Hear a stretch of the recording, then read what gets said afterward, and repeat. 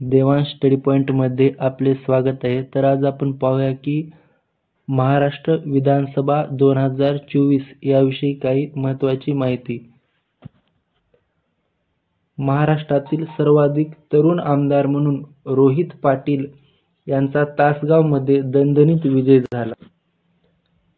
संजय काका पाटील विरुद्ध रोहित पाटील अशी ही लढत होती.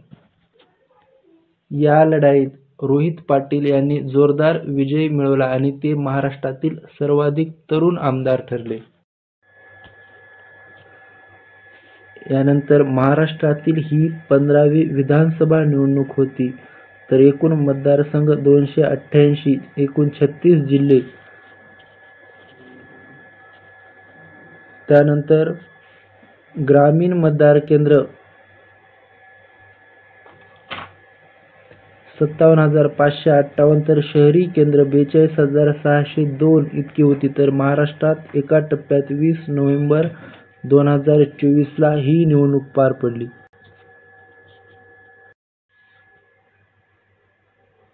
महाराष्ट्र विधानसभा निवडणूक ही एका टप्प्यात पार पडली.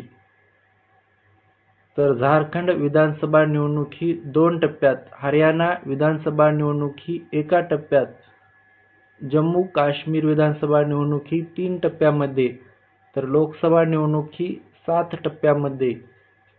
त्यानंतर 18वी लोकसभा एकूण जागा या 543 होत्या. तर जम्मू काश्मीर विधानसभेमध्ये जागा या 90 होत्या. त्यानंतर महाराष्ट्र विधानसभेचा कार्यकाळ हा 26 नोव्हेंबर 2024 रोजी संपणार आहे.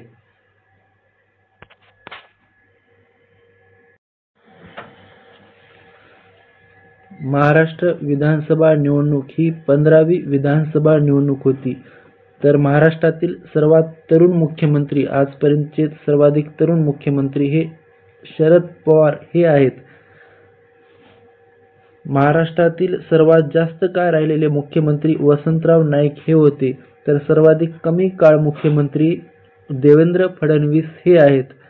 तर महाराष्ट्रातील सर्वाधिक वेळा मुख्यमंत्री म्हणून शरद पवार हे आहेत. तर 4 वेळा त्यांनी मुख्यमंत्री पद भूषविले. तर त्यानंतर महाराष्ट्रातील पहिल्या मुख्यमंत्री या आतापर्यंत कोणीच नाही. तर महाराष्ट्राचे पहिले मुख्यमंत्री यशवंतराव चव्हाण हे होते. शिवसेनेचे पहिले मुख्यमंत्री मनोहर जोशी, भाजपाचे पहिले मुख्यमंत्री देवेंद्र फडणवीस, एकनाथ शिंदे हे 20वे मुख्यमंत्री होते. तर CP राधाकृष्णन महाराष्ट्राचे 24वे राज्यपाल आहेत. त्यानंतर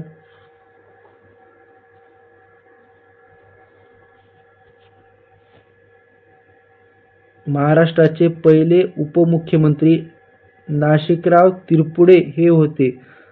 तर 2 वेळा महाराष्ट्राचे उपमुख्यमंत्री छगन भुजबळ आणि अजित पवार हे झाले.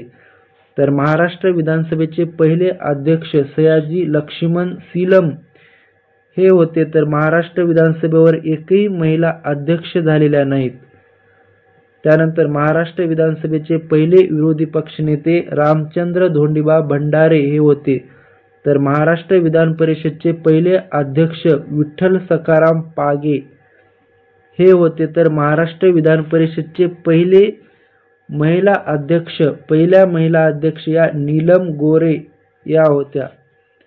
तर महाराष्ट्र विधान परिषदचे पहिले विरोधी पक्षनेते म्हणून माधवराव बयाजी गायकवाड हे होते. त्यानंतर निवडणूक आयोगाची स्थापना 25 जानेवारी 1950 ला झाली. तर सध्याचे मुख्य निवडणूक आयुक्त हे राजीव कुमार हे आहेत. पहिले मुख्य निवडणूक आयुक्त हे सुकुमार सेन हे होते. पहिली महिला निवडणूक आयुक्त रमा देवी या होत्या. तर 25 जानेवारी हा राष्ट्रीय मतदार दिवस म्हणून पाळला जातो. तर भारतीय राज्यघटनेच्या 15व्या कलम मध्ये 324 ते कलम 329 मध्ये निवडणूक आयोग याविषयी उल्लेख आहे. भारताचे मुख्य निवडणूक आयुक्त हे राजीव कुमार हे आहेत. तर महाराष्ट्राचे निवडणूक अधिकारी हे चोक्कलिंगम हे आहेत. महाराष्ट्रातील सर्वाधिक जागेवर बहुजन समाज पार्टी 237 जागेवर निवडणूक लढवली, तर त्यानंतर वंचित बहुजन आघाडी यांनी 200 जागेवर निवडणूक लढवली. तर भाजपा यांनी 149 जागेवर, मनसे यांनी 125 जागेवर, तर काँग्रेस यांनी 101 जागा, त्यानंतर शरद पवार यांचा गट राष्ट्रवादी यांनी 86 जागेवर निवडणूक लढवली. तर राष्ट्रवादी अजितदादा पवार यांच्या गटाने 59 जागेवर, तर शिवसेना शिंदे गट यांनी 81 जागेवर निवडणूक लढवली. तर उद्धव ठाकरे यांच्या गटाने 95 जागेवर निवडणूक लढवली आणि एकूण अपक्ष उमेदवार हे 2086 इतके होते. महाराष्ट्र विधानसभा 2024 सर्वाधिक मतदान केंद्राची संख्या पुणे 8462 इतकी होती, तर सर्वात कमी मतदान केंद्राची संख्या ही सिंधुदुर्ग 921 इतकी होती. महाराष्ट्र विधानसभा 2024 यामध्ये 4136 उमेदवारांनी निवडणूक लढवली, तर यामध्ये 9.70 कोटी इतके मतदार होते, तर 6.41 लाख दिव्यांग मतदार होते. यात रत्नागिरी, नंदुरबार, गोंदिया, भंडारा आणि सिंधुदुर्ग या 5 जिल्ह्यांमध्ये महिला मतदाराची संख्या ही पुरुषांपेक्षा अधिक होती. महाराष्ट्र विधानसभा 2024 एकूण 1,186 मतदान केंद्रे होती. एकूण 1,186, तर पुणे हा जिल्हा सर्वाधिक मतदान केंद्रे असलेला जिल्हा आहे, 8462. त्यानंतर जत हा राज्यातील 288वा हा शेवटचा विधानसभा मतदारसंघ आहे. तर राज्यातील पहिले मतदान केंद्र असलेले मणिबेली हे आहे. मणिबेली राज्यातील जिल्हा नंदुरबार, मणिबेली हे पहिले मतदान केंद्र आहे.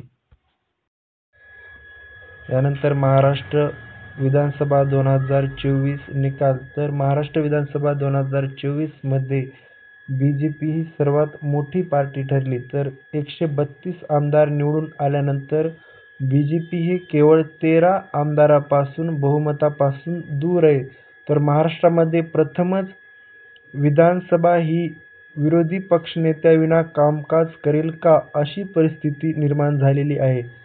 तर शिवसेना शिंदे गटाने 57 जागा जिंकल्या, तर राष्ट्रवादी काँग्रेस पार्टी अजित पवार यांनी 41 जागा, शिवसेना उद्धव बाळासाहेब ठाकरे यांनी 20 जागा जिंकल्या, तर भारतीय राष्ट्रीय काँग्रेस यांनी 16 जागा, राष्ट्रवादी काँग्रेस शरदचंद्र पवार यांनी 10 जागा, तर समाजवादी पक्ष 2, जनसुराज्य शक्ती 2, त्यानंतर राष्ट्रीय युवा स्वाभिमान पक्ष 1, राष्ट्रीय समाज पक्ष 1, ऑल इंडिया मजलिस ए इत्तेहादुल मुस्लिमीन पक्ष 1, भारतीय कम्युनिस्ट पार्टी 1, त्यानंतर भारतीय शेतकरी आणि कामगार पक्ष 1 जागा, राजश्री शाहू विकास आघाडी 1, तर अपक्ष 2, अशा 288 जागेचे निकाल आले.